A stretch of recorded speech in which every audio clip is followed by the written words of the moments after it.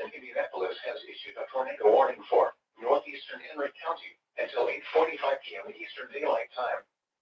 At 8:12 p.m. Eastern Daylight Time, a severe thunderstorm capable of producing a tornado was located near New Castle, or 14 miles southeast of Anderson, moving east at 25 miles per hour. Expected hazards include tornado.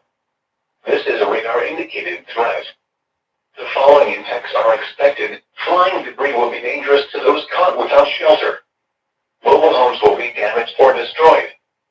Damage to roofs, windows, and vehicles will occur. Tree damage is likely. Locations impacted include New Castle, Sulphur Springs, Merlin, and Mount Summit. Take cover now.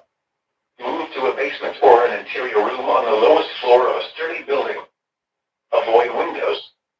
If you are outdoors, in a mobile home, or in a vehicle, move to the closest substantial shelter and protect yourself from flying debris. Repeating, a tornado warning has been issued until 8:45 p.m. Eastern Daylight Time for the following county: